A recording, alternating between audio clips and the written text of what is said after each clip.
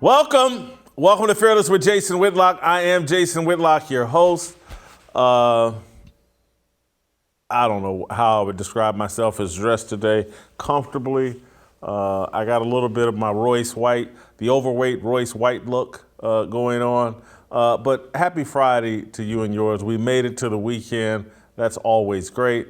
And I'm going to get your weekend started wonderfully with an awesome show today. Steve Kim will be here to help me talk about last night's NBA Finals and a little different twist. I can't believe where my mind went and watching the NBA Finals last night and where I took this conversation today after watching the NBA Finals Game 1 series last night. I'm a weird dude, and you'll see why here in a second when I start this fire. But also, Toure is going to be here. We're going to talk with him about Joe Biden and the Democrat and the left's and corporate media's fight to take our guns from us. We'll talk with Maj about that.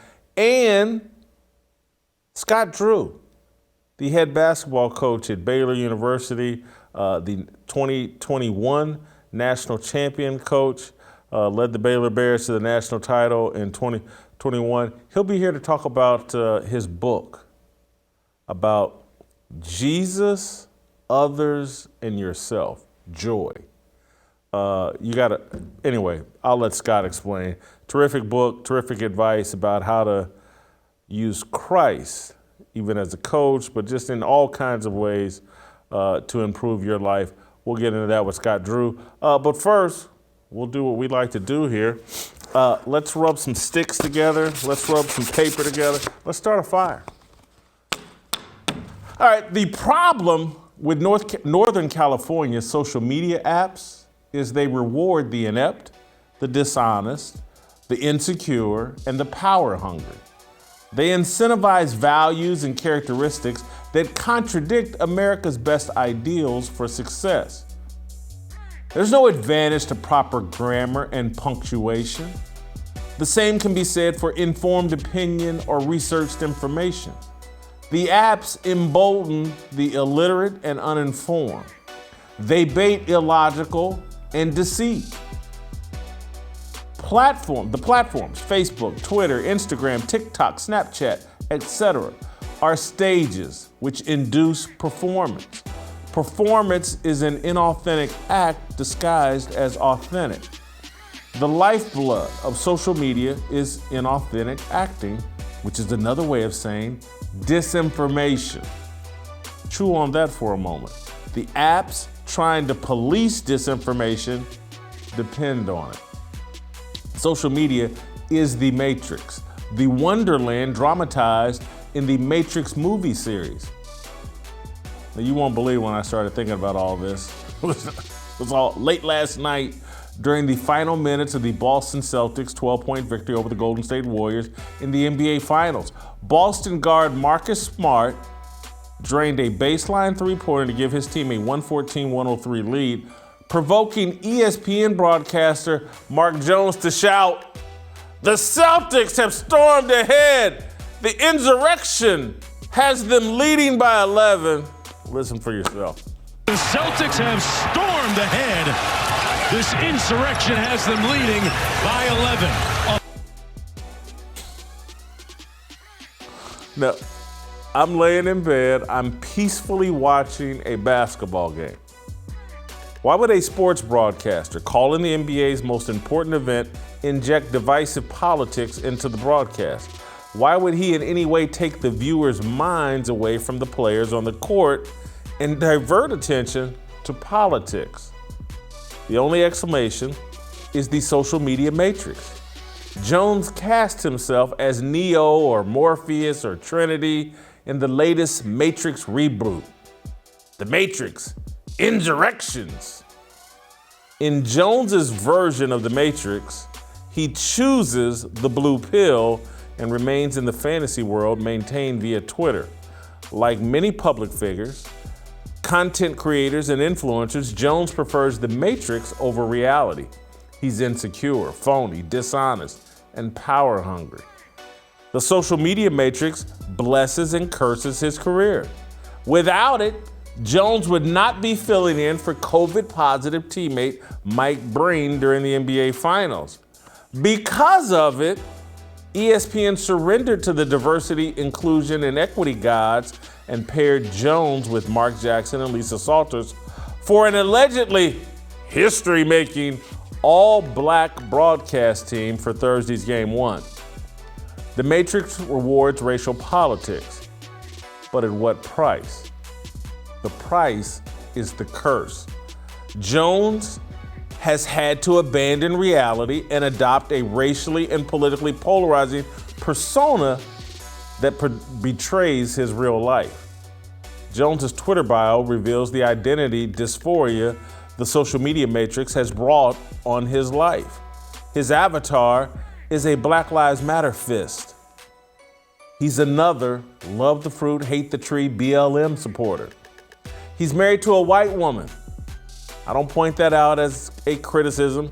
It's an observation about many of the most passionate BLM supporters.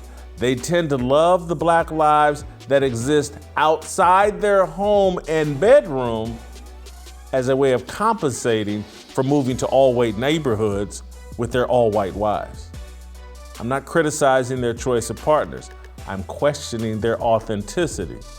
The people most determined to stamp out white supremacy love the fruit of white supremacy, the white woman, but pretend to hate the tree that produced the fruit.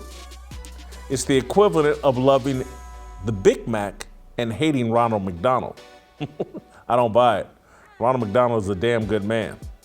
BLM is a Marxist organization and promotes Marxist principles. Marxism is hostile towards religion, particularly Christianity.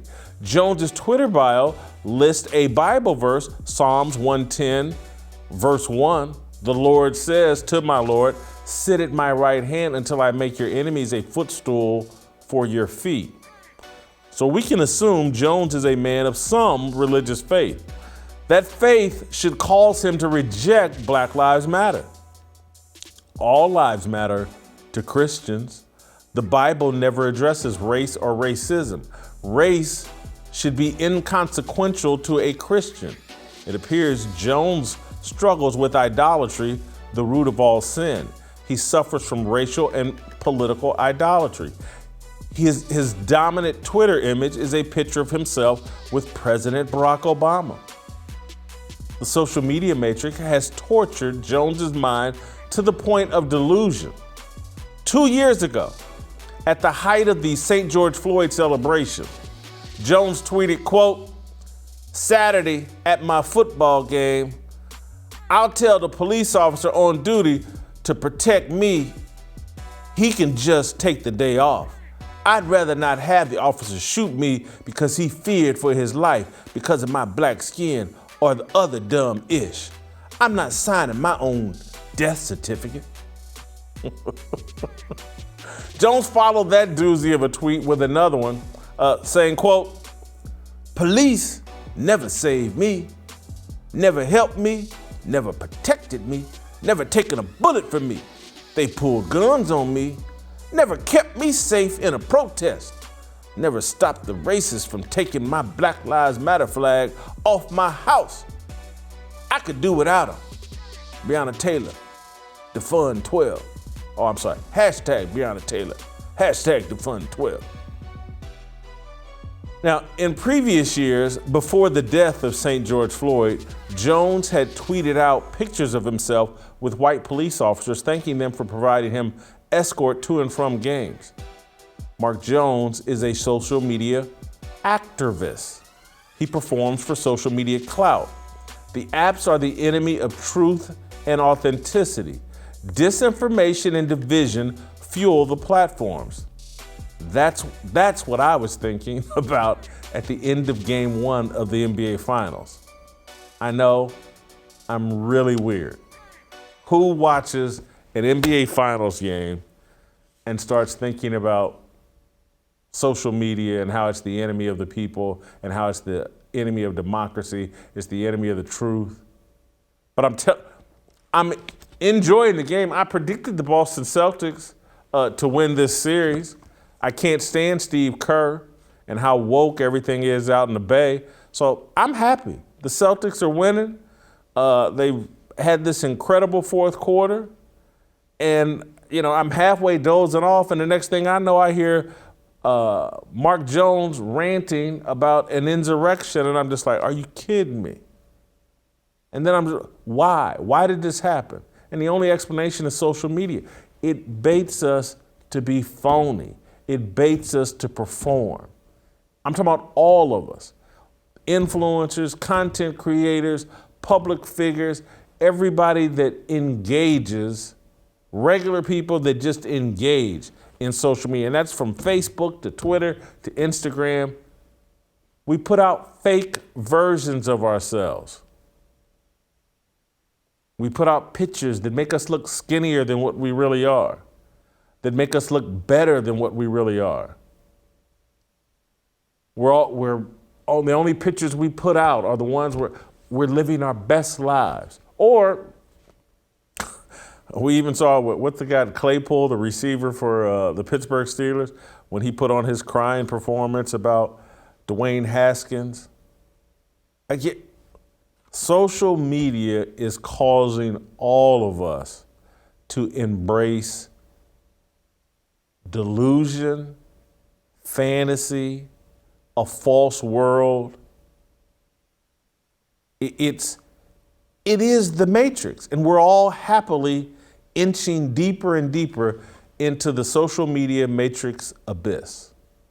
Mark Jones just beat us there. He'll be waiting for us at the finish line. Hey, welcome.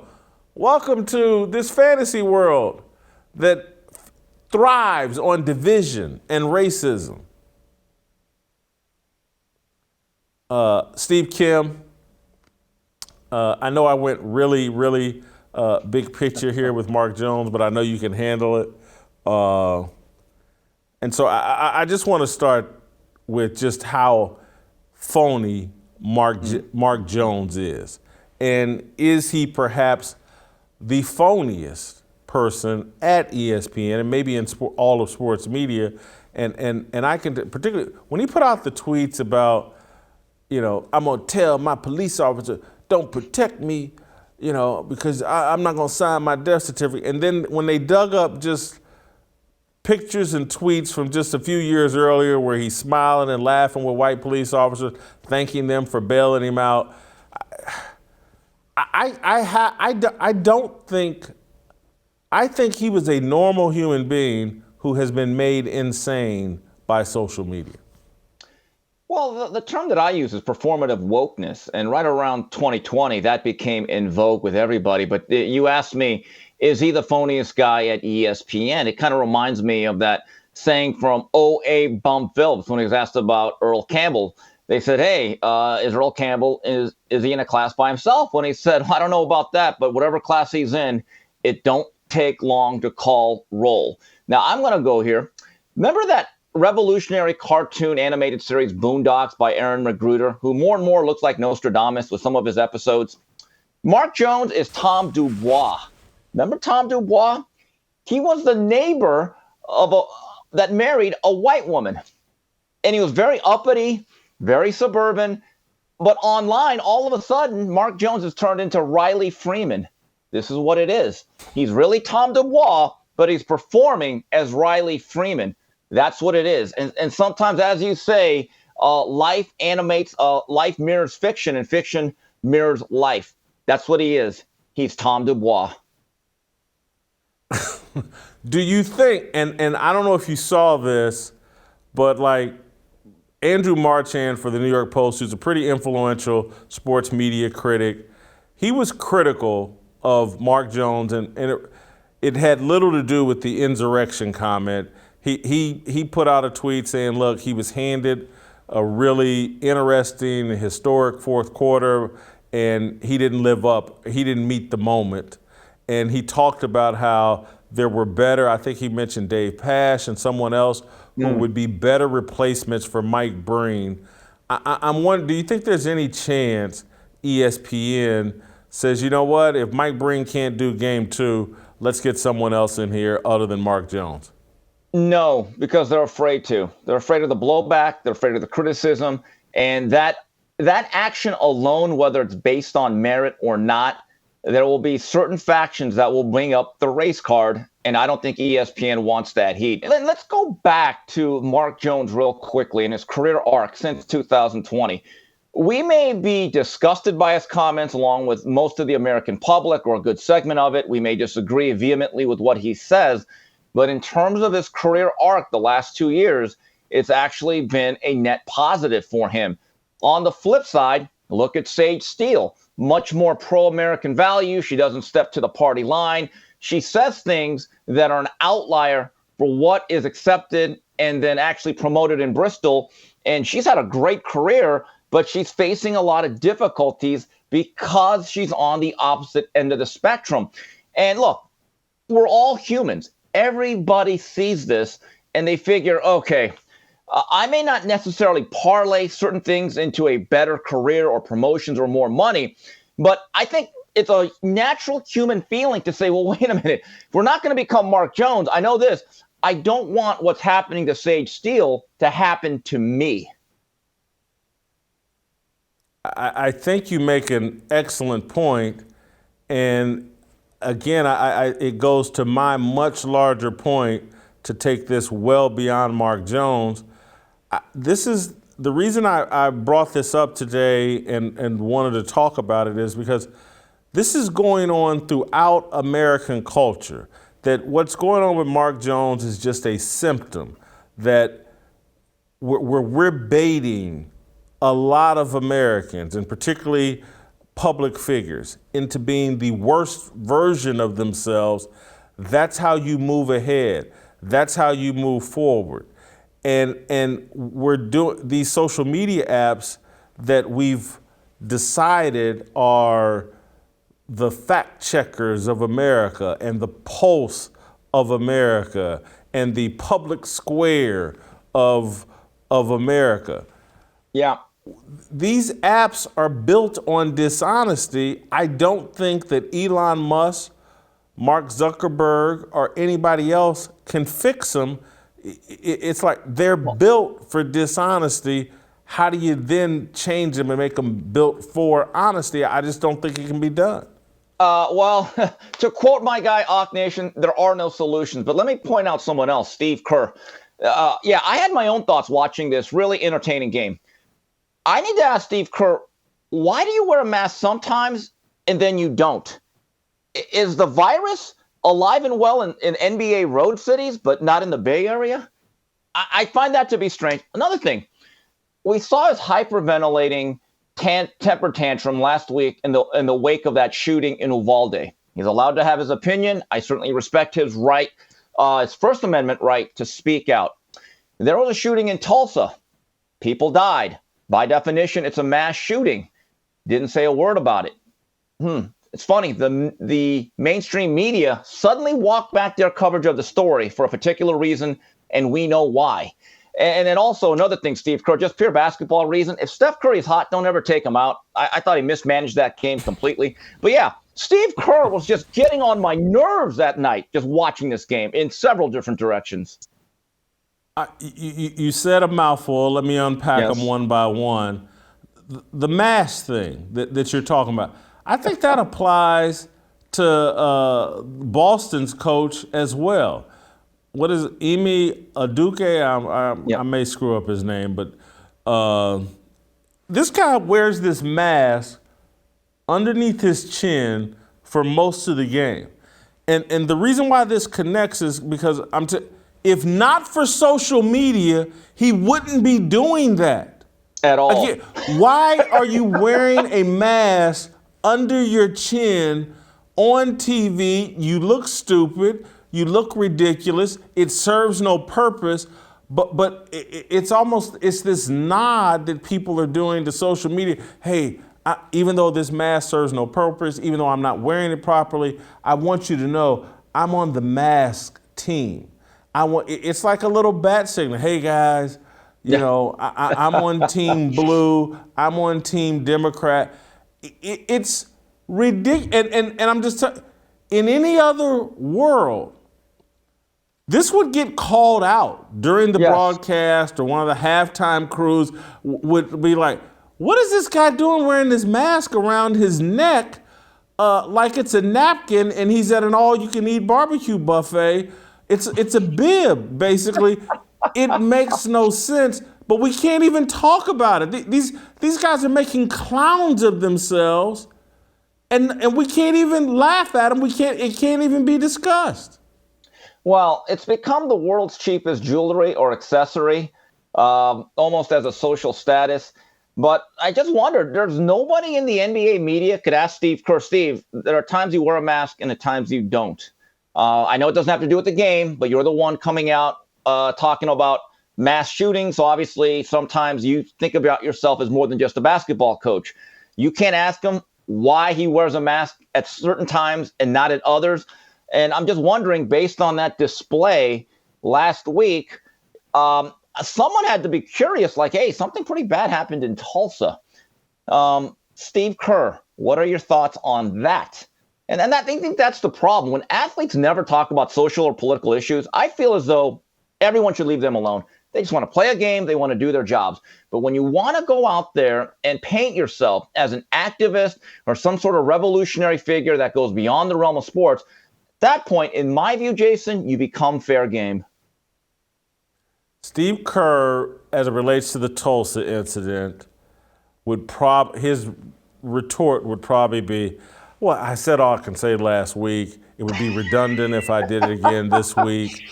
That's what his answer would be. The truth is, though, if the shooter had been white and shot up a bunch of black doctors, Steve Kerr would have found a way to say something.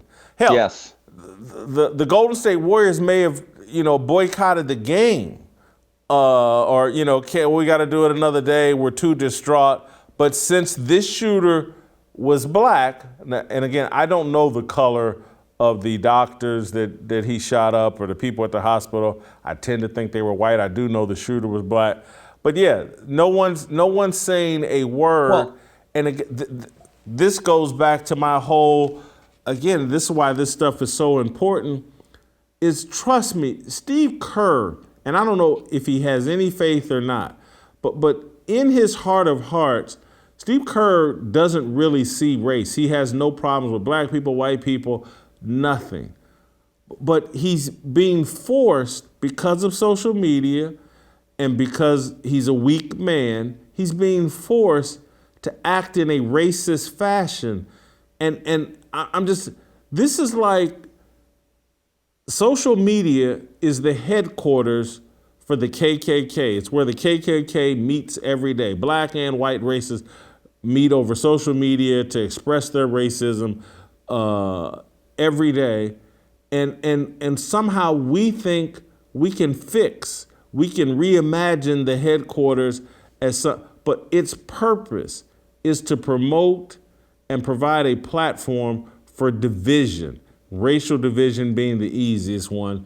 And Steve Kerr, I'm seeing athletes. Steve, I grew up in athletics, man. My whole life was built around football, participation in sports, black, white people, rich, poor people coming together, putting their differences aside, operating, working together as a team. The sports environment used to be the least racist part of American culture. Now they're making it a racist. I can't say it's the most, but they're making it part of a racist culture. And I'm seeing athletes and I'm seeing people like Steve Kerr, who I'm telling you, 30 years ago, or when he was playing with the Chicago Bulls, and he would never, I don't think he'd be doing the things he's doing now today. I think it's social media baiting the worst in all of us. Yeah, I think that's certainly a factor. But Jason, I think we have to point the finger at the media too. If no one ever pushed back on Steve Kerr, that just becomes a pulpit that he's on. I mean, Steve Kerr should be the new Homer Simpson meme, where he comes out of the bushes and it's like, oh, what color is the guy that shot? Never mind, going back into the bushes. Literally, we should do that meme again with Steve Kerr's head and Homer Simpson's body.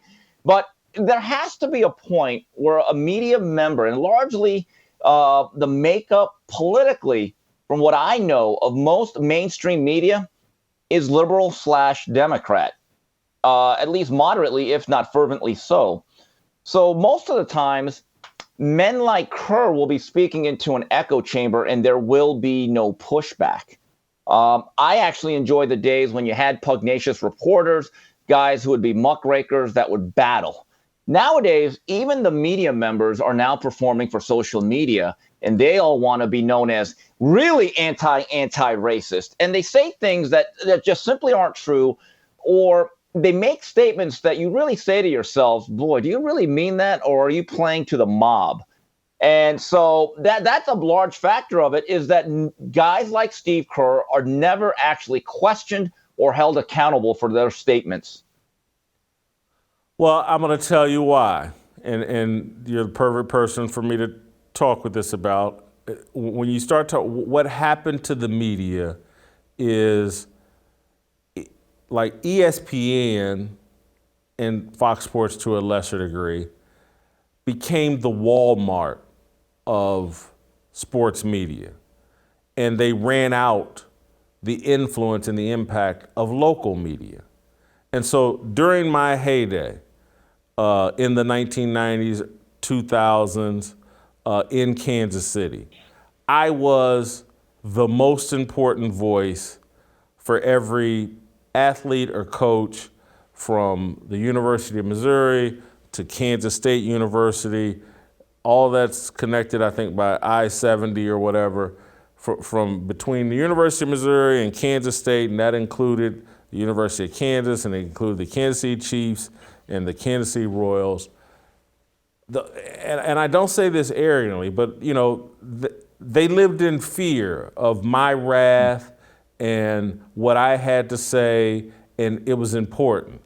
But the whole ESPN and the national voices, getting the approval of the Adam Schefters or whoever's on ESPN, de-emphasized the local guy. And so once you emphasize the national guy and he becomes most important, he's not in town on a day-to-day basis dealing with Steve Kerr. He comes in once a week, once a month, every other month, and then he needs access to you when he gets there. And so he's not going to do anything to risk that access.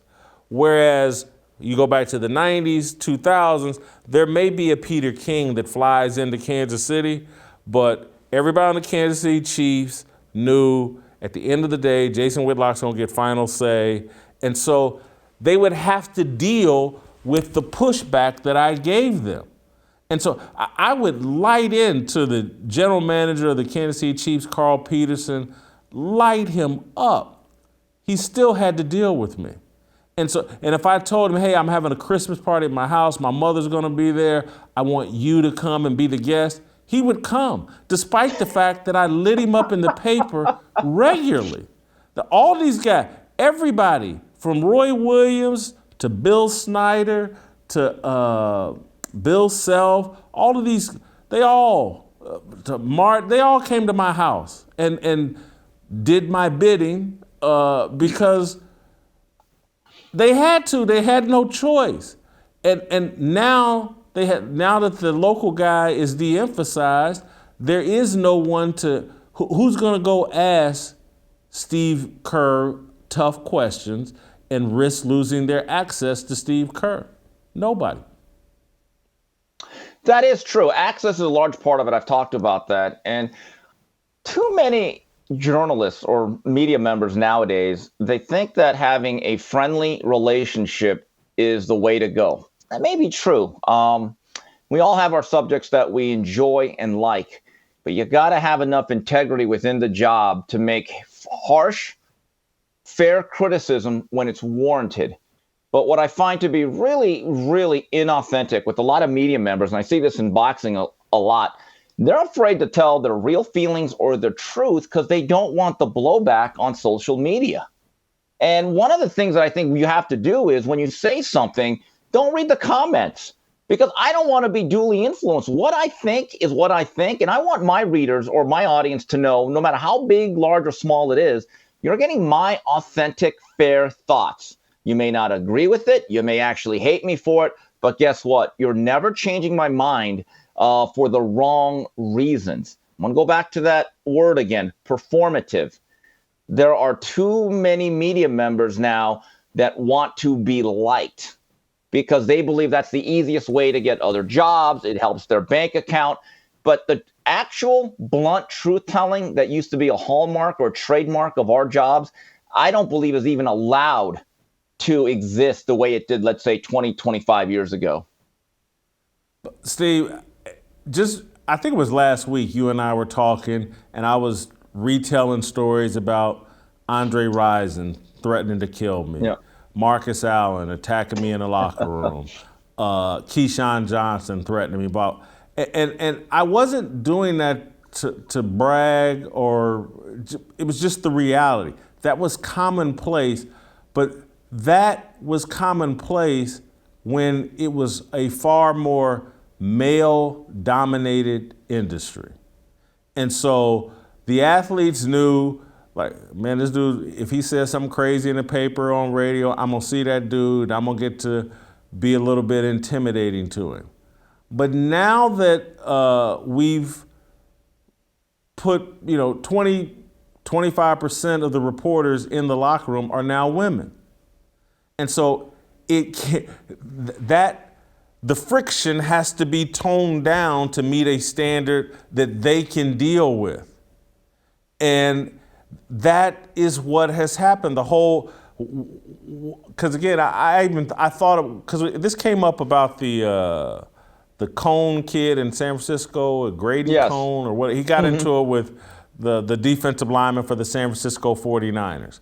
And my initial thoughts when I saw that was like, oh man, I can't believe this dude went on there and talked crazy and blah, blah. And then I thought, well, hold on, this is no different than the kind of blowback I would get inside the locker room out in front of everybody. And, this guy's just got to deal with it. The 49ers don't need to cut this dude. They need to have a conversation with him. It is a bad look. Don't do it again. But I wouldn't overreact and cut him. But my own reaction was like, oh, this is repulsive. I can't believe this. Football players threatening this guy this way, is because I have gotten to the point where it's like, oh, that kind of friction, that kind of over-the-top toxic masculinity is now unacceptable. And it's unacceptable because, again, a traditionally male-dominated space has been completely feminized. And so nobody wants friction. There aren't female sports writers, for the most part, who have any interest in going and asking any tough questions that aren't related to, are you racist? Oh, I think you're racist. Those are the only questions that are legal.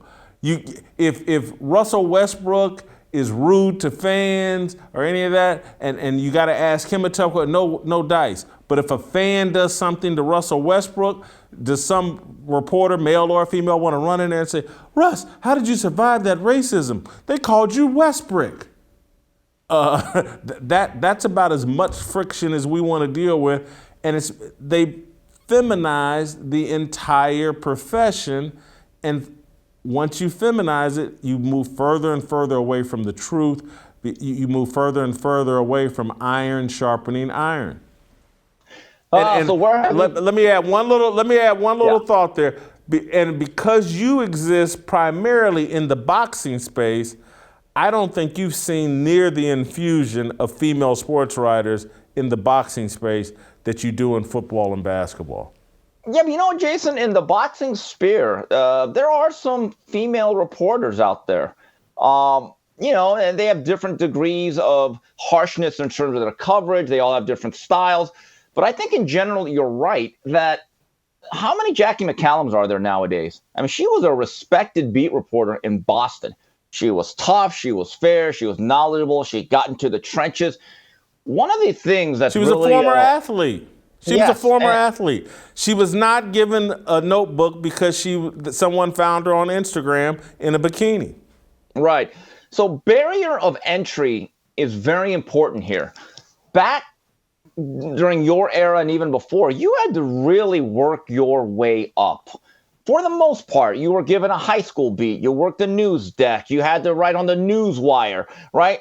And then eventually you got a smaller beat, and then you worked your way up to a major coverage of a Major League Baseball team, NBA. Then if you made enough bones, you became a columnist, but you had to earn it. Nowadays, people are just elevated, or for better or worse, I'm not saying it's really a terrible thing. If you have the capabilities of being on YouTube and you want to commit a little time, anyone can be a media member, which is fine. By the way, some of my favorite boxing channels are guys who have never actually been classically trained as media members. But you know what they have?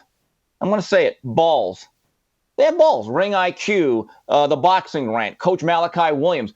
I watch these guys religiously. Michael Montero is a guy. And they go against the grain. And maybe it's just my personal choice, but a lot of these guys get a lot of heat from the quote unquote woke mob because they're more in alignment with the way I would cover the game. But so, I mean, the media game has absolutely changed, but I don't think it's just women that are soft. I actually think many of the men have fallen right in line with this game of access. It's at what I'm saying, and I'm not letting men off the hook, but I do want to be clear here. Once you put a woman into any room, it's going to soften things up, period, end of story. Men change their behavior around women, period, end of story. And so I'm just, the whole culture, you put a woman into a men's bathroom or you put a man into a woman's bathroom and the whole atmosphere is going to change. I'm going to, just Ariel Helwani, did I get his last name right? The MMA, the great, again, you'll that guy has a pair, went toe to toe with Dana White. Can we think in the last 15 years of all this infusion of diversity and inclusion into the sports media space? And a guy like him comes out of nowhere covering basically a new sport, really aggressive, fundamentally sound. Name me the female sports journalist who's the equivalent of him. People pretend like it's Mina Kimes. It's not. No. She whines over social media. Oh, I got a bad email or tweet and blah, blah, blah. It's not. Even I'll go back to like my days, the heydays. Take some, I don't know if you remember Selena Roberts? Yes. From the New York Times? Yeah. Yes, I remember her. She was supposed to be tough. Yeah, but all she was really tough about was feminist issues. She was the one that tried to crucify the Duke lacrosse team with bogus evidence and, blew her career up in flames. It sounds like I'm being sexist. I'm just being honest. No. We've dropped women into all these environments and we haven't required them to deal with the same things that we deal with. And I'm just sorry. If NFL players can threaten to beat me up and I just have to deal with it, if they can attack me in nightclubs and I just have to deal with it, that's the price of doing business. That needs to be the price for everybody. I don't think softening and taking all the friction out is the way to go, because once you take all the friction out, you're really diminishing any chance of getting to the truth. No, you're right. And your point about how men act differently when there's no women around, I have to mention BDA Boxing, another great boxing content provider I love. They have these large chats, and it's just men. And it's like guy talk with boxing, and some of it just, you wince, you laugh, you cry, but it's funny. And because no one tries to change their behavior. But Jason, you talk about the landscape of female reporting and journalism. We talked at length about this about 6-7 months ago when Leah Thomas was becoming the female Mark Spitz, blowing everyone out of the water and lapping people, right? How many female journalists stood up and put the table and said, okay, we're going to put our uterus on the table, not balls, but uterus? None of them spoke out. In fact, ESPNW never wrote a single article for any of their 50 daily readers. We checked. I remember going there at ESPNW. I said, okay, I've never typed in this URL. Certainly was not in my bookmark. And I'm looking like you didn't write one thing about it for months at a time. That alone shows you how dishonest this process is, because some of these women, or many of them, had to have played sports at least through high school, if not college, so they're pretty good athletes. They know how unfair it is. They know the disparity in strength and speed and lean muscle mass and all that other good stuff, that when you have men compete against women, it is not a level playing field, and barely anybody made or wrote a single word about that subject. Let me give you, let me hammer the point, and then we'll move on to approval rating and get out of here. But take someone like Maria Taylor, former volleyball player, former basketball player, college level, hell of an athlete. She can go on TV and pretend like Drew Brees saying, hey, I would never kneel for the national anthem. She can go on TV and bob her head and wag her finger and go all sister girl, how upset she is at Drew Brees and how racist it is that he wouldn't kneel for the national anthem, or he's defending the national anthem, all that, whatever that is. She can go put that act on over TV for social media. But we haven't heard a peep from her about men invading women's sports. Haven't heard a peep from her about this Leah Thomas and all that. If she wanted to make a name for herself, if she wanted to prove that she was just as tough of a broadcaster, just as outspoken and opinionist, she wants to get paid like Stephen A. Smith, well, take on a tough stance, a tough issue, do it with some passion and some zeal, and defend women like her from men coming into their sports.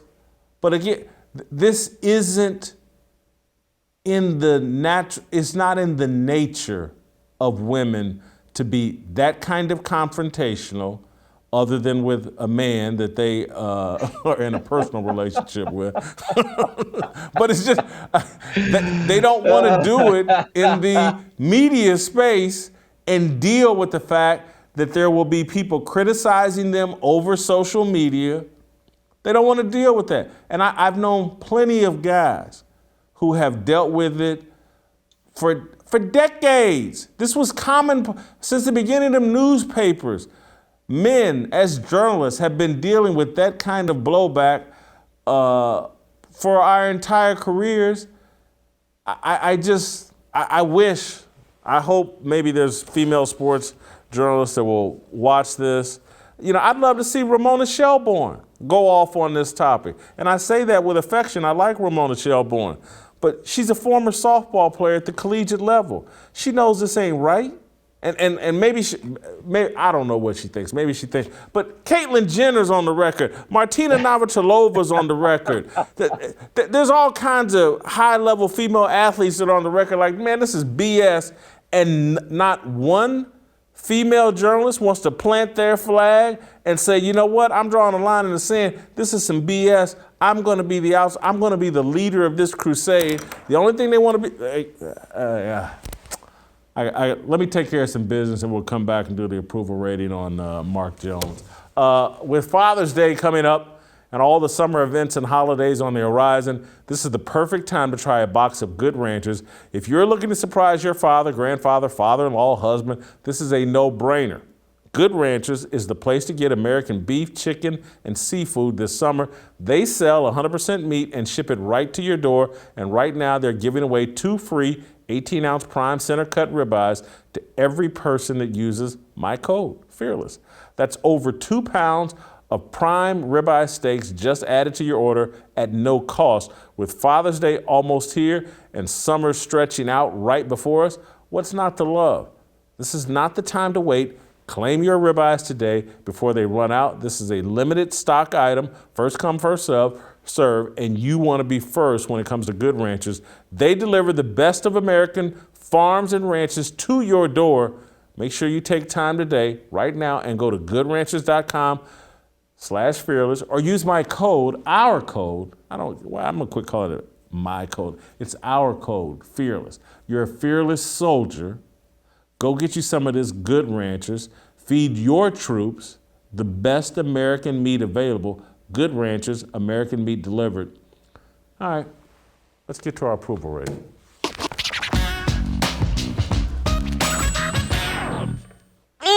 This is going to be very interesting. I don't think me or Steve like Mark Jones.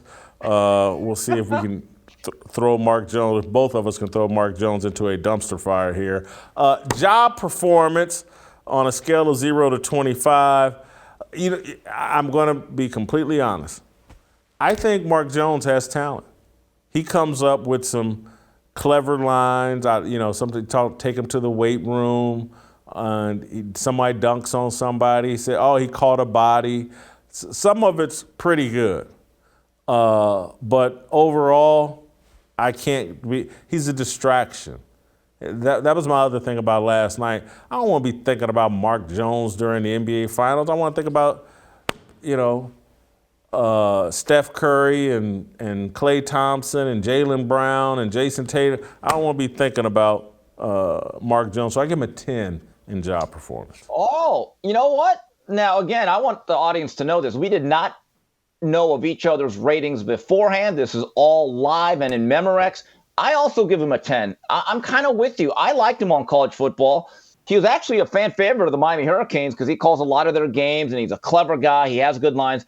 But I just can't get to the point now. Every time I hear him or see him, there's a little cringe in me, and I find myself actually tuning out. So for that, I give him the Bo Derek. Character, look, he is married. It looks like he's raised one of his daughters, I think, got a scholarship, a volleyball scholarship maybe to Cal State Fullerton or something like that. Good family man, it seems to me. So I got to give him some credit for character. So I gave him a 4 in character. I gave him a 0. I'm sorry. The stuff he's doing is dishonest. It's phony. It's fake. It's hypocritical. His personal life is not my concern. I'm glad he does all of that. But in terms of him as a public figure that is an employee of ESPN, he gets a big fat nada, zippo, zilch, nothing. Well, I'm almost there for those similar reasons because of authenticity. Very low on him. I think he's inauthentic. I think he's like the king, the captain of the Love the Fruit, Hate the Tree club. And so I give him a 1 in authenticity. You know what? I even went lower than you. I gave him another 0. I'm going to call him Gilbert Arenas. He's Agent Zero to me. Again, he's one of these guys that wants to rally and protest in the streets and go home to his gated community. And I am very wary, Jason. I'm going to get into trouble with this. If you're going to act like Stokely Carmichael or Huey Newton, you better have a sister. You cannot have a Becky. I'm sorry. It's an unwritten rule. I've said it. Maybe it's not my license, but I'm fearless. I'm going to say he gets an absolute 0. Oh, so I should have handed you my he doesn't have Betty Shabazz. He has Becky Shabazz line. I could have handed that to you. And then there was also an opportunity for you to say, he likes bacon in the streets and pink toes in the sheets. But all right, let's get to it factor. For a guy that isn't really that high profile, he seems to get a lot of attention for himself. He does it to himself with the stupid tweets and the stupid things he says on the broadcast. So I gave him an 11 in it factor. He overachieves in terms. Most of these guys, if you're not Mike Breen or Al Michaels or one of the, how do you even get attention? He seems to get it. So I gave him an 11 for it factor. Jason, there was a really entertaining NBA Finals game last night. I enjoyed it. It may have been the best NBA game I've seen all year. Of course, I've only watched one other one. That was a 35-point blowout in Game 7. So, but I still enjoyed the game, though. I was into it. But here we are talking about Mr. Jones. So there you have it. I will give him a 10. All right. That gives us, we both have him at a dumpster fire, and you're actually much lower than me. I got him at 26. dumpster fire. You've got him at 20. Mark Jones has some work to do. Thank you, Steve. Go to youtube.com/Jason Whitlock, hit notifications, hit subscribe. Baylor's basketball coach, Scott Drew, let's talk about his new book. It's my obligation, no hate, discrimination, raising up your hands for freedom. All right, welcome back. All right, time to bring in one of my favorite people and coaches in all of college basketball, a guy that I would have to call a friend, Scott Drew, the head basketball coach at Baylor University, in 2021, the NCAA tournament champion, three-time Big 12 Coach of the Year, and the author and the reason for being on this show, The Road to Joy. I believe this is Scott's first book. Scott's got a book out before I do. I got to tip my hat to that, but I'm going to first start out by, poking some fun at you, Scott. I'm just so happy you won that national title last year because it's the first time you've been able to escape your dad's shadow, your brother's shadow. You go to Baylor, you're in Kim Mulkey's shadow. And so finally, you get the spotlight to yourself. Congratulations. That's got to feel good. Well, thank you very much. And obviously your shadow, at Ball State, we were at Valpo and everyone knew about you. So anyway, I can tell you, though, this is my first book. And without Don Yeager's help, it would probably just been a picture book. But, us coaches, we try to keep things simple. But he really did a great job in helping make it a real easy read. And for me, not only was it great having an opportunity to talk about the championship team, but also for all those that laid the foundation. And God's really blessed our program. It's his platform. We call it the Road to Joy, and joy stands for Jesus, others, yourself. And as you know, if you're putting other people before yourself, usually great things are in store from the standpoint we all want to play and be a part of a servant leadership type of team, and a team that cares more about each other than themselves. Scott, it's what I love about the book and you and Baylor University is you do get to talk about Jesus. You don't have to hide it at Baylor, and you get to make it part of your whole coaching platform and persona. If you weren't at Baylor, do you think it would be as easy to do that? Oh, it's definitely a lot more challenging. I have a lot of Christian friends that aren't able to do what we're able to do, and Baylor is the largest Baptist school in the nation, and because of that, we call it Preparing Champions for Life, and it's spiritual growth, it's academic excellence, character formation, as well as athletic success. So it's a four-prong attack, and again, being at a Christian school allows you to be able to do a lot of things in a way a lot more visible and public than you would at other schools. Again, with us, it's such a blessing to be able to, it's always been a Christ-centered program, but to be able to just share in the book things that we do with our program, how we conduct business, you could say, and really how it is so Christ-centered. So go ahead and explain that. Jesus, others, and yourself. How do you implement that into your program? How does it help your kids? Well, to begin with, if you're right off the court, usually you have a much better chance to being right on the court. And if you have that servant heart, if you're playing for an audience of one, if you're doing things for Jesus and then your teammates, it really makes it easy to be selfless, to be a positive leader, not one of them energy vampires, not one of those people that gets upset upset if they're not getting enough of their own shine, because you're doing it for something greater than yourself. So again, in basketball we talk about the fundamentals. It's the fundamentals of life. It's trying to win the game of life. At the end of the day, we want to make sure that we win the game of life and we're in heaven. And with our staff, we want to make sure that we see as many past players, if not all of them, if possible, because again, that's part of our calling in the coaching ministry as well. And Scott, I would imagine these are the same principles and tools your dad tapped into while he was at Valparaiso and had a historic career. Is this just you just following in your dad's footsteps? Yeah, the great thing is following from my dad, who coached at the largest Lutheran school in the nation. And again, a Christian school is a Christian school and allows you to pray with your guys, allows you to have Bible studies with them, allows you to spiritually challenge them and help them grow.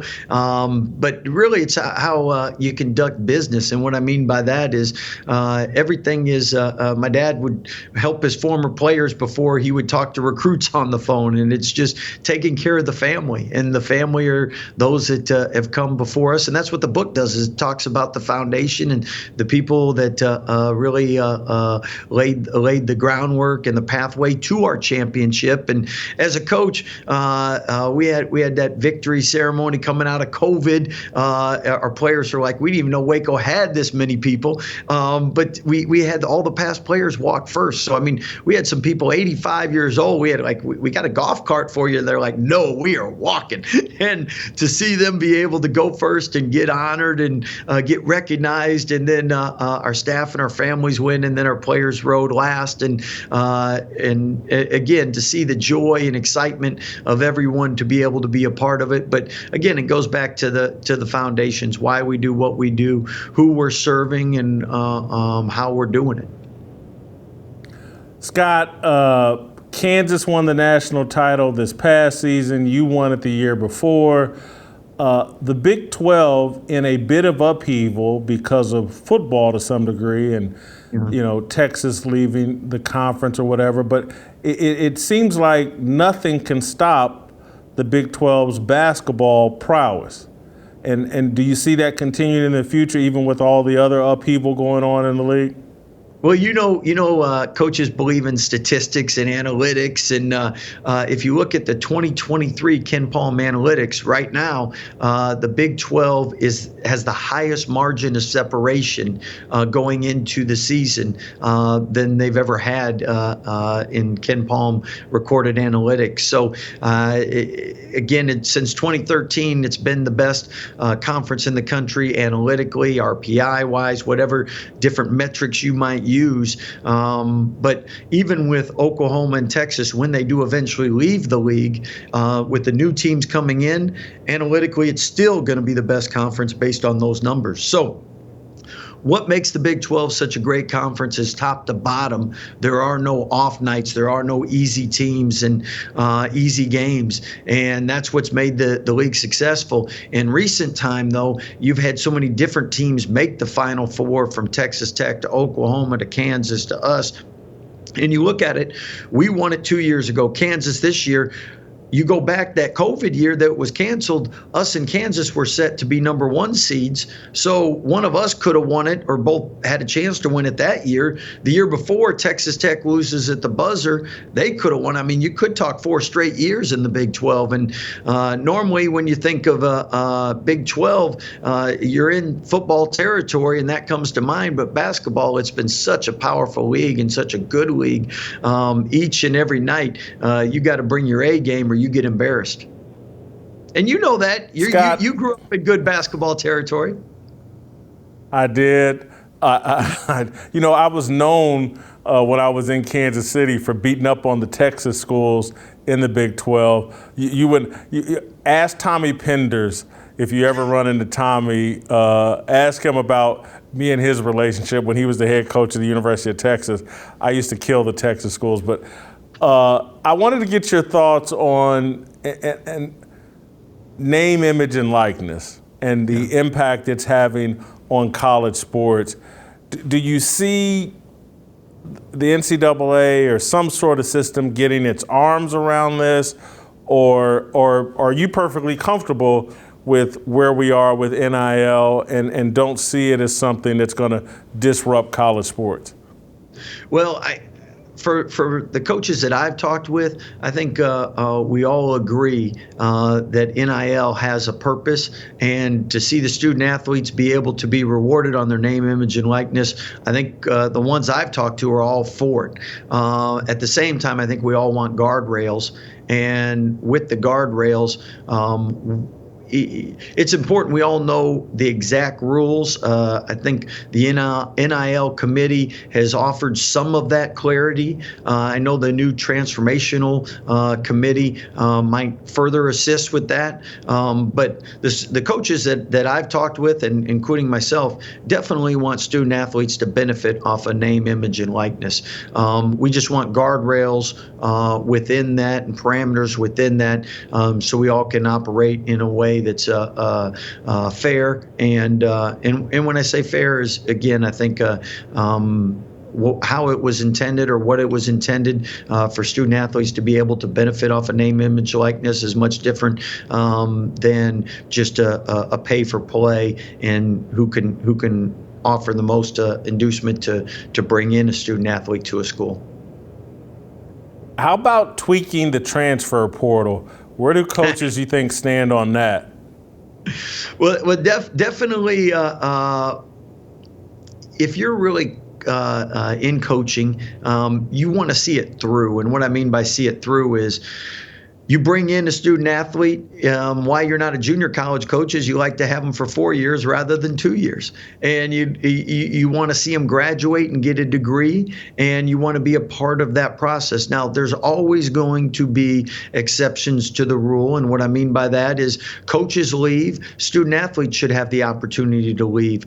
At the same time, I think what's fair is making sure that everyone knows the exact windows. Like, if you leave, you get this one-time transfer where you're immediately eligible.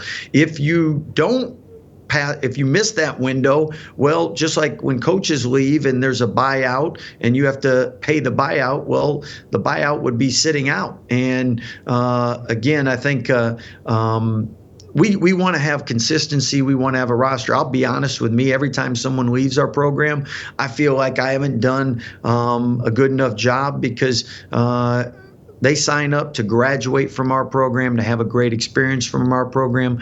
Again, we don't have a lot of transfers, and those that have left, sometimes it's worked out, sometimes it hadn't worked out. But I do know the parameters in which you leave during this time, so that coaches know how to fulfill and bring about a roster, because you do have 13 on scholarship, and sometimes when people leave, that puts your roster in a tough predicament. And for those other 9, 10, 11, 12 people part of your team, as a coach, you owe it to them to make sure that they have a point guard, or have a big man, or have a wing.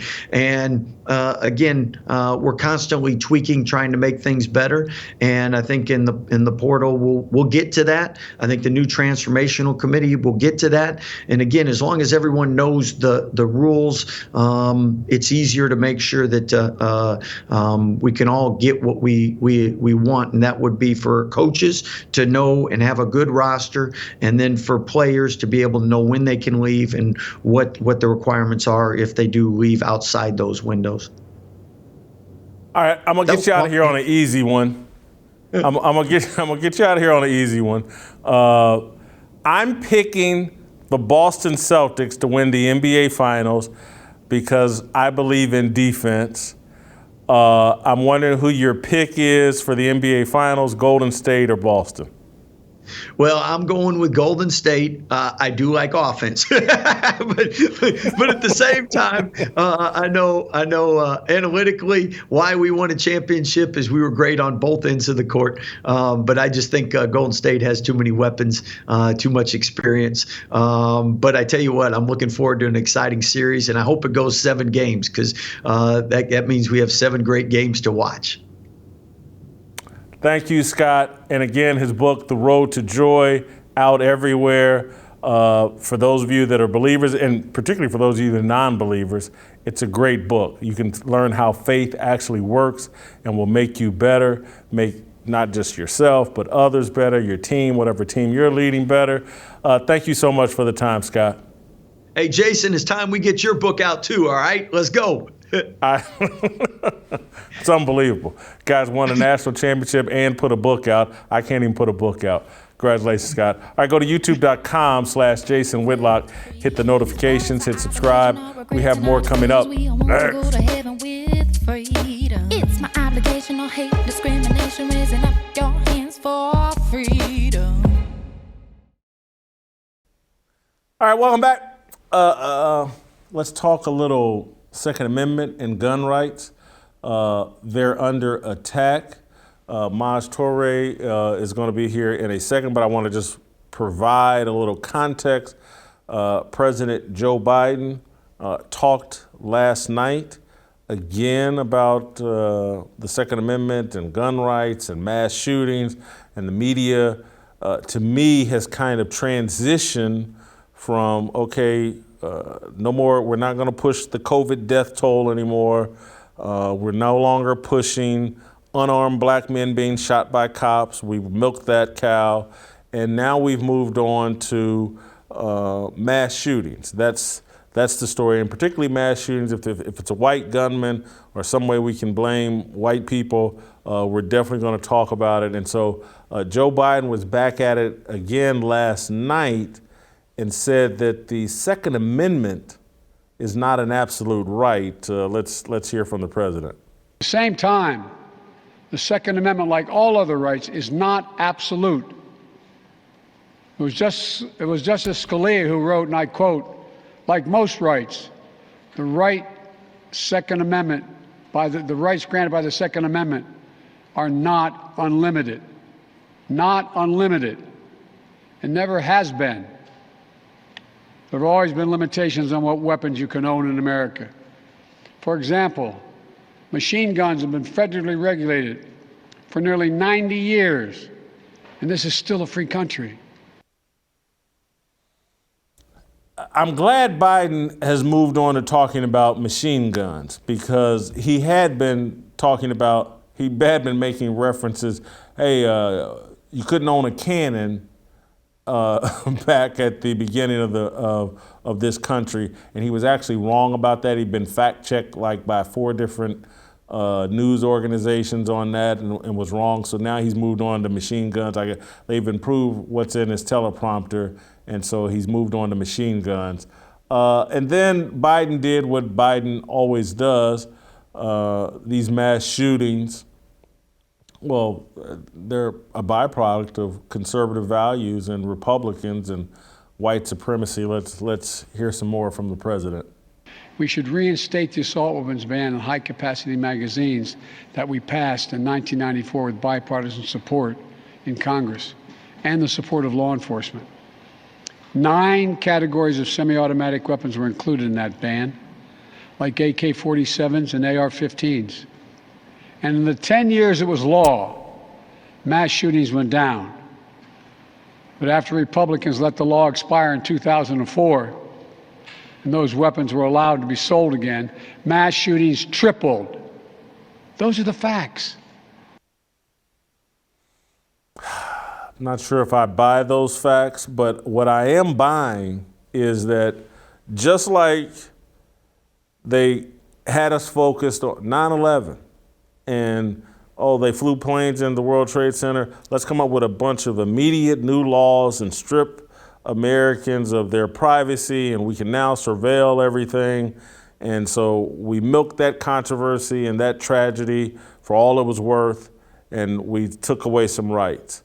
And COVID happened, and let's take some rights away now. Let's start forcing vaccines on people. Let's make it standard that we can sit your kids home at school for a year and a half, take them out of school, ruin their lives. Let's normalize that. And then with George Floyd and the whole Black Lives Matter deal, hey, you know what? Burning down and tearing up cities and rioting and looting cities when you're angry because a cop shoots a resisting criminal, that's been normalized and is now perfectly acceptable behavior. And we've like built that into our mindset. Like if the police make a mistake, that city has to burn down and businesses have to be looted and chaos has to ensue in that city for a week or two. That's the voice of the unheard. We've normalized that. And so now here we are with the mass shooting. They're focused in on that. And I'm actually starting to believe they're going to be successful in passing laws that infringe on people's rights to defend themselves and arm themselves. And, yesterday, I believe in Congress, is Mondier Jones basically laid out the attitude, the mindset, and the plan of the left and how they're going to move forward in infringing upon our rights. Let's listen to that. Enough is enough. Enough of you telling us that school shootings are a fact of life when every other country like ours has virtually ended it. Enough of you blaming mental illness and then defunding mental health care in this country. Enough of your thoughts and prayers. Enough. Enough. You will not stop us from advancing the Protecting Our Kids Act today. You will not stop us from passing it in the House next week, and you will not stop us there. If the filibuster obstructs us, we will abolish it. If the Supreme Court objects, we will expand it, and we will not rest until we have taken weapons of war out of circulation in our communities. So they're using kids to justify expanding the Supreme Court and ending the filibuster. So they're using kids and a tragedy related to kids to take away normal practices that have been established and have been used by both parties for years. They're using kids to suggest and fight for historic change, monumental change in this country. And I think America may fall for it. And I'm not going to go Alex Jones. I'm not going to put a tinfoil hat on. But if you're wondering why some people believe like, well, hold on, they propped a door open, a teacher propped a door open, and that's how the shooter in Uvalde walked in. Oh, and hold on, the police sat outside for 40 minutes while kids bled out inside that school. If you're wondering why people are scratching their heads and wondering like, is this a setup? That's why. Because politicians will take a tragedy to grab power. And they'll use kids, if necessary, to do that. I'm starting to believe they're going to have some success in these efforts, but I want to bring in our expert. Maj's whole life is built around protection of the Second Amendment and educating Black Americans on the importance of the right to bear arms. Maj, are you starting to get worried about the Second Amendment and their ability to perhaps infringe upon it?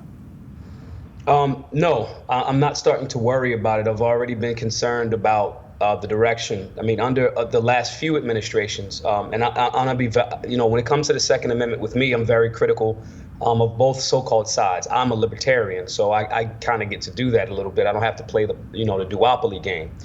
The reality is, President Trump had an opportunity to pass the Hearing Protection Act when, Republicans had the House and the Senate. They let it sit. Right after that, then magically the Vegas shooting happens. They don't pick it back up, right? You have Biden, who for daggone near 50 years has made an entire political career out of attacking the Second Amendment. He wants to throw out all of these statistics and data. If since 1990 or 1991, where the law that he co-wrote, the legislation that he co-wrote for gun-free zones, since then, over 90% of mass shootings are in those same gun-free zones. He seems to not want to mention that part. There's something also that he said. I have it right here. This is Senator Joe Biden in 1985. I am convinced that a criminal who wants a firearm can get one through illegal, untraceable, unregistered sources with or without gun control. That was then Senator Joe Biden in 1985. I am convinced that a criminal who wants a firearm can get one through illegal, untraceable, unregistered sources with or without gun control. So am I concerned about the attack on the Second Amendment? No, because the Second Amendment has been under attack. I mean, that right there, that's 1985. That's longer than some people that may be watching the show have even been alive. So Democrats are going to do with what Democrats are going to do.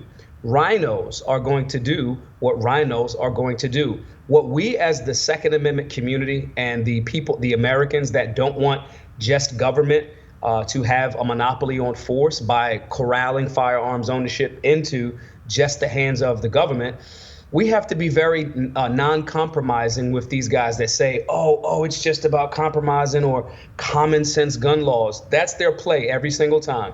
They say this huge thing, we want to ban assault rifles. They don't even know that assault is a term. There's no such thing as an assault rifle. Assault is an action. They say this thing. They say, well, guys, you got to compromise. Then weak rhinos say, okay, guys, we're going to compromise a bit. How about instead of just banning assault rifles, so-called assault rifles, how about we just give them some magazine capacity restrictions? That is still an infringement on the Second Amendment, clear as day. President Joe Biden also says things like it's not absolute. Imagine saying that the American people do not have the right to free speech. We can't speak our mind. Somehow that's not absolute anymore. Joe Biden, 3 months into this presidency, I tweeted, somebody will find it.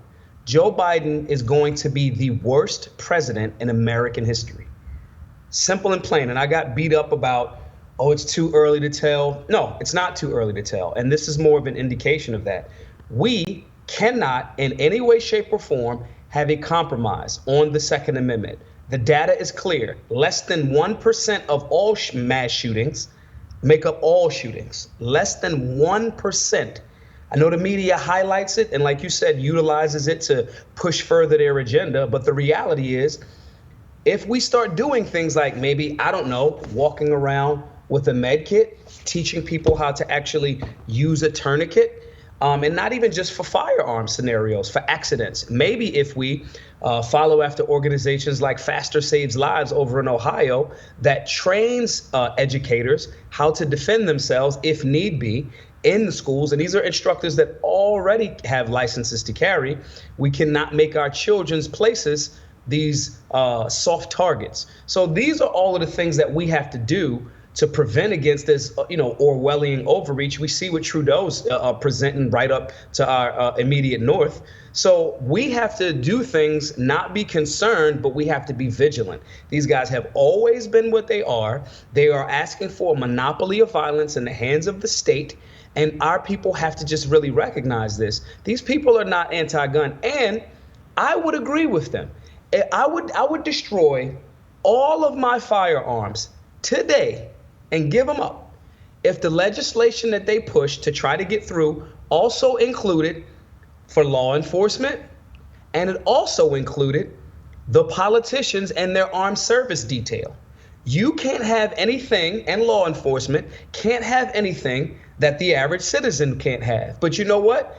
I won't have to destroy my firearms because they never put that in there, because it's a clear example that they want firearms for them and not for the American people. That is something that is actually written in the Second Amendment, and it is actually absolute. That's the actual creation and the reason for the entire Bill of Rights to double down on the Constitution. So no, I'm not surprised or concerned, because this has been the run of the mill for weak Republicans, whether they're in office or not, as well as Democrats in general. So, Maz, let me ask you this. I found this story interesting. Ron DeSantis, the governor of Florida, is going after the Tampa Bay Devil Rays. They came out with some statements after Uvalde over their social media, going after gun owners and demonizing gun owners and gun ownership, and support. They promised $50,000 of support to some organization that promotes gun safety. DeSantis is going to veto $35 million that was earmarked for the Tampa Bay Devil Rays for involving themselves in this gun debate in any way. My initial thoughts were, he may be doing too much. If the Tampa Bay Devil Rays want to come out with some woke statement, they can do it. But as I thought about it the rest of the day, it just like, Ron DeSantis, he's not scared. And he seems to be like the only politician that backs up all of his tough talk with very tough actions. And so I'm wondering, what do you think about Ron DeSantis and the way he's handling the Tampa Bay Devil Rays? I think that Governor DeSantis, on one level, I'm going to be very objective and critical and supportive where it needs to fall. I think that Governor DeSantis earlier on in the pandemic made a statement to kind of close down Florida. And I understand why. I think it was the wrong move, as he's, championed in a different direction. But I'm careful of the state involving themselves in those types of things, even when organizations like, professional sports teams start to make statements. I do think because the left has went so far that now a governor or a elected official kind of does have to push back, because if you don't push back in a space where it's supposed to be right up the middle, these guys have been pushing this way for so long, banking on us not pushing back, not saying no. So I do think there's some value to say, listen, if you're trying to influence public opinion, when you're just here to play sports, and we're not talking about just one individual. I completely understand one individual that plays sports using their platform to discuss whatever issues they want. I get that. Their freedom to express themselves does not remove the other people's freedom to critique that. As an individual, I am in alignment with that. But when it's an organization and you're trying to move your weight around and that changes and goes into a political direction, you can't expect to then get freebies on top of that after you're doing things that's not in a lane as an organization that you have to be in. You can just not say anything, okay? If the owner of a team is asked about something, they are well within their rights to express themselves and say, this is how I individually feel about this thing. But when it's as an organization, y'all already had a bunch of focus groups. You guys are going in a political direction. And when you do that, you run the risk of a particular candidate or even, an elected official saying, oh, that's how you feel? Cool, then we're not doing that. And they have no obligation to give you $35 million worth of freebies. They have none. No different than, the state of Florida does not have to give Disney any type of special privileges. They do not. It's a hookup if we do. It's good for everybody. But when you start promoting an agenda, you run yourself that risk. It's no different than me. If people say, well, Maj, your Twitter's too crazy, your Instagram's too crazy. If I tone down, I'm on my third Instagram at this point. If I toned down and didn't speak out so much about the COVID overreach and our rights being under attack, my Instagrams probably would still be around. But you make a decision on a platform that is not yours. They're in a state they don't own the state. You make a decision and you take what comes with those decisions. So I understand why they do it politically. It sounds like the right thing to do if you think that the vast majority of your base is more left-leaning. That's stupid because you're in Florida. Florida is not a left-leaning state. So, they jumped out there, they messed with the bull, they got the horns, but we also have to be very careful where we're not relying on the state to make these types of decisions specifically because they are in alignment with our value system, because that can 180 real quick when it's for something that we don't agree with. So I understand why Governor DeSantis did that way. I'm cautiously optimistic, but I do understand why, and maybe other sports teams will recognize that you're not going to get extra, privileges when you're speaking out in a space when you don't have to as an organization. That's kind of like where I stand with it. End with this question, and it's a doozy, but the media and politicians are creating the belief that there's a pandemic of mass shootings across America and its schools. And I'm not sure if that's the case. I think it's kind of a false narrative that's being promoted. Then they would say, but even if it's just one example, one's too many. And I get that. But what I would say is that there's a pandemic of kids growing up in fatherless homes. There's a pandemic of kids overdosing on drugs. There's a pandemic of kids dying in car accidents that are all these things that I'm talking about are more prevalent than mass shootings. Correct. But there's virtually no focus on, hey, let's take away cars. Kids are dying in car accidents. Let's limit drugs. Kids are dying of drug overdose. But on this particular issue, they are saying, oh, we got to do something. And anybody that's against it is a terrible person. And so this is where the question gets really dicey. And I'm almost afraid to even say it out loud, but it is my thought.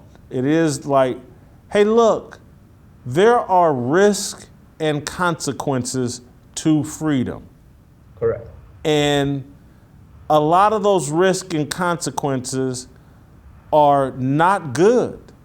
But if we want to live free, we have to deal with that. And so the same people that say, hey, let's legalize more drugs, well, that means we're going to deal with more kids, drug overdoses and suicides through drugs. And if we're going to have cars, there are going to be more kids, blah, blah. And so in order to guarantee our freedom, there is no freedom without the gun. I'm just sorry, there isn't freedom without the gun. And so we're going to have to, I don't know if accept's not the right word, but we're going to have to be more pragmatic and strategic in our solutions rather than, hey, let's take the gun away so we can stop this one bad outcome. Am I crazy for thinking this? Absolutely not. The reality is there's a book called How to Lie with Data and Statistics. All of these politicians are very aware of this book. And some of the lying about data and statistics is to not even acknowledge the actual statistics. So let's go to the numbers. Let's first focus on like mass shootings, right? Again, mass shootings based on FBI data, mass shootings, which by definition is a shooting where 4 or more seemingly unrelated people are targeted. What happened in Buffalo a few weeks back, that falls under that definition of a mass shooting. 4 or more unrelated. Now, the one that they were attempting to try to make as a shooting that happened in this hospital, they couldn't really get that one off the chain, right? Because the guy, the black dude that did the shooting, targeted, wrote a letter and said, I'm going to go shoot this doctor because I just had back surgery and I think that this guy's the responsible for my pain. He was on meds, all that other stuff. So they couldn't really use that one. But when we go into mass shootings under that definition, less than 1%, somewhere around maybe 0.5% of all shootings in America are what they identify as mass shootings. So that's that first step. Then you have to look at the next step, which, well, how many shootings are there in America? On average, if there's 30,000, let's say in an entire year, 30,000 deaths related to firearms. What they don't tell you about that is 60% of those are suicides. Are people taking a firearm and defending themselves, and killing themselves, okay? The other remainder of that, 40% of that, what they don't tell you is, if I use a firearm or a law enforcement officer uses a firearm to stop a bad guy, they count that death as gun violence as well. So the clear good guy stops a bad guy, and now that gets counted as one of the deaths. After you whittle all of this down, you get to maybe about 11,000 deaths, right? Annually. The vast majority of that is violence between criminal activity. So when you get down to the brass tacks of it, you could say, okay, well, that's still too much violence. Okay. to justify, right? 60% being suicides if they didn't have the firearm, so forth and so on. There's an area to try to argue that. It's foolish, but you could still argue it until someone says annually there is about over 1 million defensive gun usages annually, which means every year in America, over 1 million times, someone uses a firearm to stop a bad guy. This is all FBI statistics and data. This isn't like my opinion. Every year, over 1 million people defend life with a firearm. Do you know why that's not caught into the most of that million isn't in these many million deaths? Is because most of those million defensive gun usages are non-lethal, which means somebody presents a firearm, stops a threat, and the bad guy isn't even killed. Non-lethal. So when you look at this balance, 30,000 deaths, 60% suicides, 1 million defensive gun usages, the vast majority of them non-lethal, now you start to see this picture. You can't even really have a conversation about a so-called mass shooting, because it doesn't even, it's just a slither. To your point of someone saying, well, still children died. Okay, and we have to do something. Cool. What we have to do is look at the places where mass shootings are happening. What do they overwhelmingly have in common? They're gun-free zones. 90% of the mass shootings since 1991 are in gun-free zones. Good buddy of mine down in D.C. from the great state of Kentucky, Thomas Massey, has presented legislation to repeal gun-free zones. They should not be a thing. The shooter in Buffalo, tinfoil hat or not, wrote a so-called manifesto saying, paraphrasing, I'm going to Buffalo to kill black people in this area because I know that Buffalo has very strict gun laws and nobody will be there to return fire. This is what's happening. Thing happens in Texas. Same outcome. Gun-free zones kill. So you look at the mass shootings, the percentage that they are, compare them to the actual shootings, look at the overall shootings and what they actually are, contrast that with defensive gun usages, then get back to this small slither of mass shootings, see where they're actually happening at, and it's clear. Trained, armed, responsible citizens that are exercising their Second Amendment rights, that take not only firearms training, but also first aid, emergency response training and things like this. You don't have to be a paramedic to know this stuff, right? These are the actual answers. So when these guys say we have to do something and their solution is we got to get rid of firearms, and a few years ago they said, well, just the assault weapons. Biden also said a few nights ago, oh, there's no reason for someone to have a 9mm. It'll blow out a lung. That's completely false, completely false. But I just heard that you guys weren't going after all of the handguns. Even in that thing last night, he's talking about, well, there's 9 types of semi-automatic weapons that fall into that category, because it's not just about we want to protect our people and make our Americans safe. We have the data. We know where the shootings are being done. We know who's doing them. Most of those mass shooters on psychotropic meds. But we can't have that conversation about the pharmaceutical industry, because that's a whole different set of money, right? Never mind the fact that they are big daddy when it comes to lobbying in DC, not the NRA, not the gun industry. So when we look at all of those things, it's clear this guy's lying. This guy's lying. And again, I challenge President Joe Biden.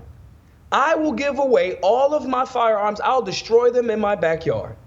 If your legislation comes with your armed security detail cannot have any of the firearms that you're asking all average Americans to do. If you'll say, we want law enforcement officers to also not have the firearms that we don't think are safe to our streets, the natural response will be, well, how will a police officer protect themselves from a criminal that doesn't want to follow that rule? Well, that's the same reason why I carry a firearm, because the bad guy doesn't want to respect the rule. So this overall theme of taking away a firearm, making the American public unarmed, monopolizing the potential for violence in the hands of the state, and world history has never went okay for the people. And we have to push back. There is no compromise. We've already compromised enough. And it is wrong for them to focus on the 0.5% that we can find an easy solution to, that they're ignoring to add more rules to a thing that hasn't solved the problem. So no, you're not wrong for assessing it that way.